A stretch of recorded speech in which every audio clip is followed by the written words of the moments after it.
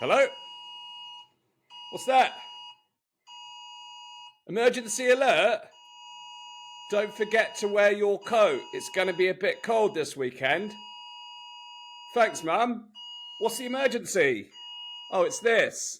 Your government warning you of an emergency. That's right. This Sunday at 3 p.m., the British government is going to be sending these annoying emergency alert sounds to your phone. Now, luckily, they won't continue this long. It'll only be 10 seconds of your time. So whatever you're doing at 3 p.m. on Sunday, whether you're about to watch the football or you're chilling in the garden or you're driving in your car, all of a sudden your mobile is going to start buzzing at you because your government cares about you so much that it wants to intrude in every aspect of your life. And now it's going to be beeping you anytime there's an emergency, which we have to ask, what is the emergency and what kind of emergencies are they anticipating? Well, it could be any emergency because now we're in a permanent state of emergency and anything's a crisis, anything and everything is a crisis.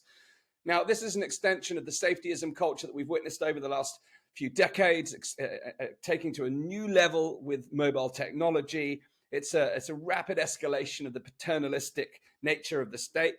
Even as an adult, nearly 40 years old, it still wouldn't be surprising to get a text message from my mother to say it's going to be a bit cold this weekend. Don't forget to pack your gear. I'm literally going to go visit them this weekend. And hopefully it's not going to be cold because, look, the sun's out.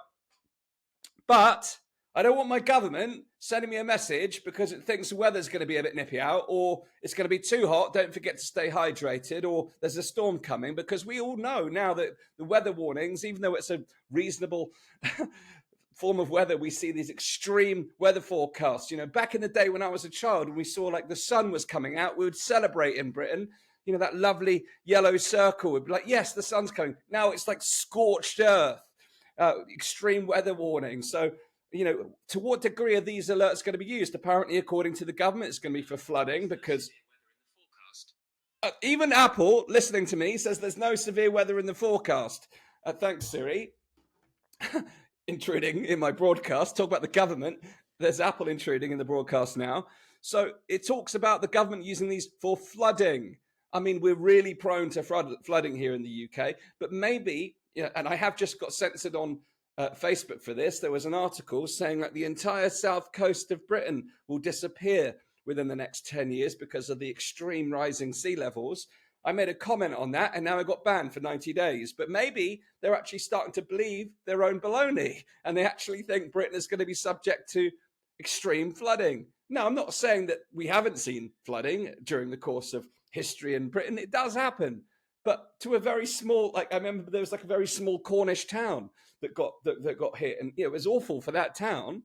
But did you think they needed an emergency phone alert to tell them that their town was flooding and they hadn't seen the pouring rain and the streams of water flowing through their town? Did they really need to be told by the phone? It wasn't like they were getting phone calls. The neighbors were telling each other, look, this thing is flooding. We need to get out of here. What else are they going to use it for? Major fires? It's not the American. It's not the Australian bush.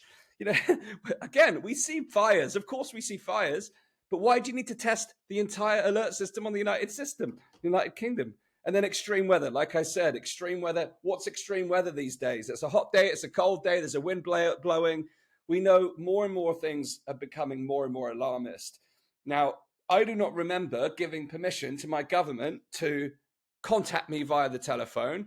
I didn't remember getting written permission from my phone network to warn me that they're going to be entering into such a collaboration with my government. And I didn't get a notification from my phone manufacturer, Apple, that this was going to happen. I didn't consent to this at all. And rather than having to opt in, I have to opt out. Now, if you don't opt out by the weekend, you are going to get that annoying beeping sound interrupting your day and warning you potentially in the future of all manner of emergencies.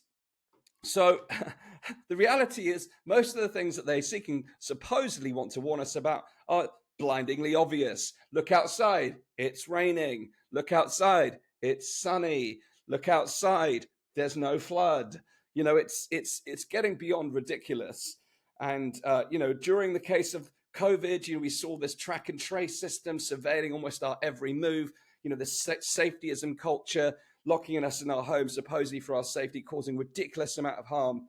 So this is getting out of control. So we have to say no. The first thing This is happening on Sunday. We haven't got much time to push back on this.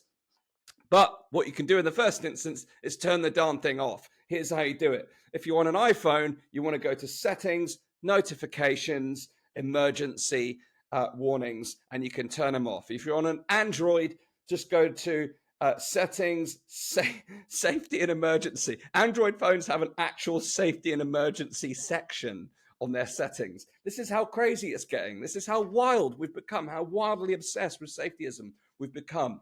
Make sure you turn them off. Don't let government intrude into your life. Tell your friends how to do it. And of course, tell your family how to turn it off. People are going to be driving. They're not going to know what's hit them. Most people don't even know this is happening. It's going to cause all manner of chaos. It's enough. Enough is enough. I do not want my government intruding in my life. And it certainly doesn't have permission to contact me without my consent. So pass it on, share this video, and together, let's send a message to the government. We don't need their emergency safetyism. Thanks for tuning in. I'll see you again soon.